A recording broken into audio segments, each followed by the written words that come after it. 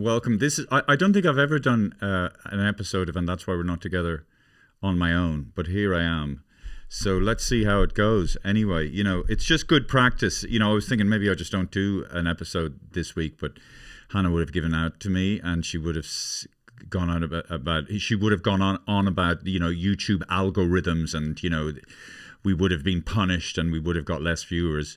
So I joined Trading 212, because I just have this idea, because I have some money in the Bank of Ireland and it's just sort of sitting there. I don't know how much interest it accumulates, but I get these kind of posts like Warren Buffett and Charlie Munger coming up on my Instagram feed, and they're always saying that you should invest in the Standard and Poor's top 50 companies in the United States.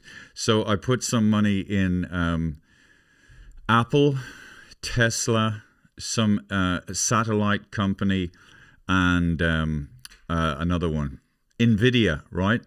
But so I invested like €2,000, and I'm down €140. But you're supposed to leave it in there like for 5 or 10 years, and over time, you'll get a much better rate of interest than you will in a bank. Everybody just wants to make money and accumulate wealth, but it's not that easy. This is weird. Okay. Yeah, so I was thinking of maybe I should get my neighbor to sit in beside me, but she's not in, so I'm just doing it on my own. So, I don't know. I don't know how this is going. I don't know how this is going to go. Yeah, so I'm going up to Sligo tomorrow, which is Wednesday, and I'm going to stay there for 2 nights. I'm playing in a little venue called Lily's. I think it holds 80 people. The Thursday night gig is sold out, but the Wednesday night gig, up until yesterday, I had only sold 20 tickets. So I'd say there'll be about 30 or 40 people there tomorrow night. It's fine, so I'm just going to perform in Sligo. Sligo's, just going to walk around Sligo and see what's happening. Tim Dillon does this, the great Tim Dillon from the United States. He just sits here and he makes pronouncements and he just talks in a really sarcastic way, and it's fine and people get it. I wish we had a voice like that in this country. So, I'm going to pick topics. Okay, so there's a controversy about this film, a film called Snow White, which is a remake of the Disney classic from 1937. I actually went to see Snow White and the Seven. I think that was the first ever film I saw. Okay, and I'm pretty sure I was about 4 or 5 years of age, and I'm sitting in a cinema.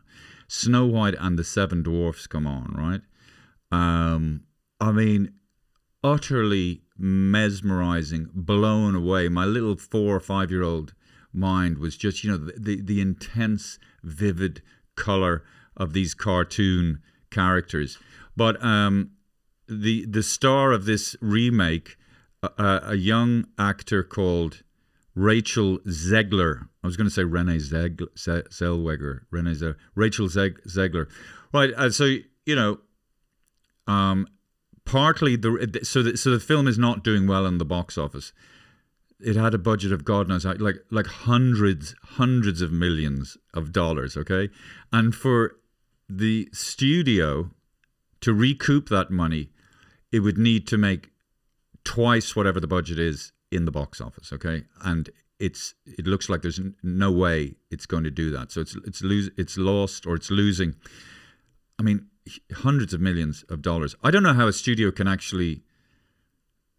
suffer that kind of loss. But anyway, partly the reason the film isn't doing well is because of Rachel Zegler's comments about the film. And so Rachel Zegler, who is I think 23, right? I mean, she's so young. I mean, so she says it's no longer 1937. She's not going to be. So Rachel Zegler is talking about Snow White. She's not going to be saved by the prince, and she's not going to be dreaming about true love. The actor said in an interview, she's dreaming about becoming the leader she knows she can be. Well, look, if people feel in a film that they're being preached at, about moral issues. It's a real turn-off, you know. And I think the actual story of Snow White and the Seven Dwarfs has a kind of it's connected to those old, I think it's a Brother Grimm fairy tale, which also is like an adaptation of these ancient fucking stories that are thousands of years old, okay? Even though it is an old-fashioned fucking story, people can use their discretion, or they can discern, you know, what to take with a pinch of salt. But essentially, there's a foundation of a good fucking story there. I tried to watch a bit of it, right?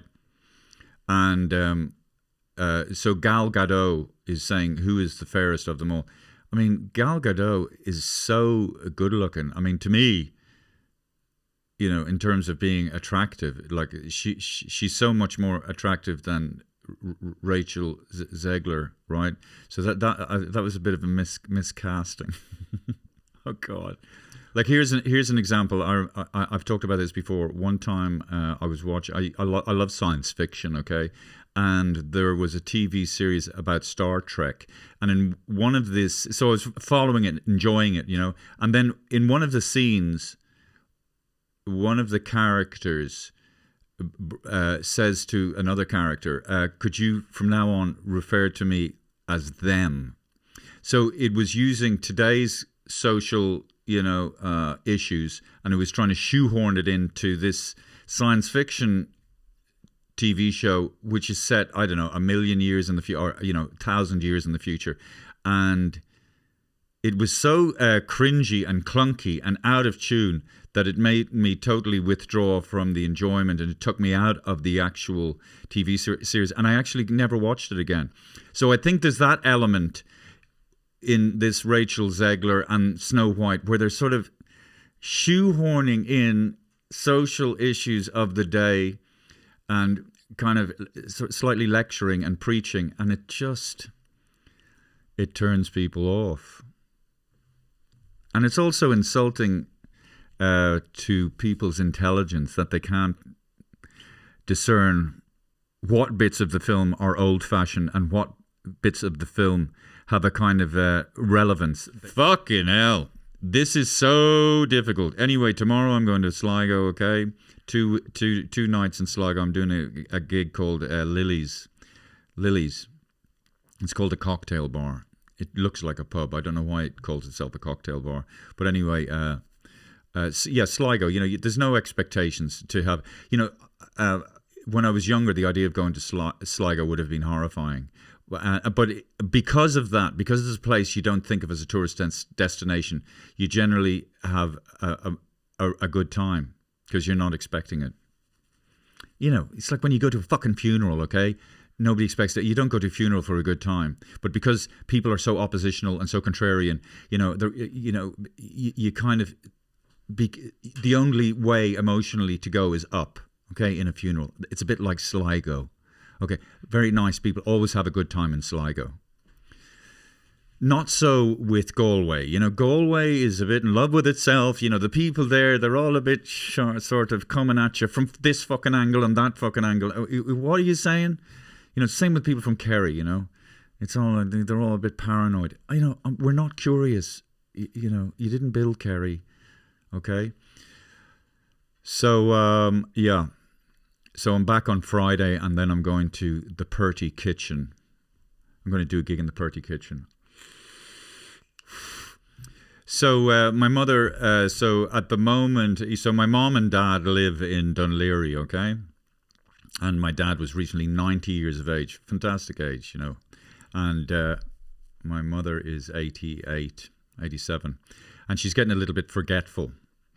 And you know what I mean? So we had a Zoom call, all the brothers and sisters, all the siblings, just about how to look after mom and dad, you know what I mean? But it was nice, you know, we were on the Zoom call, the five of us, my brother, I'm the eldest, my brother Barry, Mary, Sinead and Claire, and we were all on this Zoom call. And I think that was the first time we've ever the five of us have been on a Zoom call, but it was quite nice, and we're just chatting away, and there's no stress, and it's very easy. It's not like a meeting up for Christmas. And I was just thinking, actually, wouldn't it be great if you could just do a Zoom call for Christmas?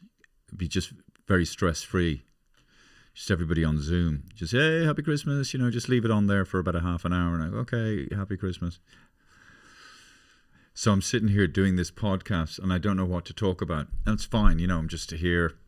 It's not a big deal. I'm on my own. There's no audience, but it's quite a feeling when you're on stage as a stand-up comedian, and you literally have no idea what to talk about.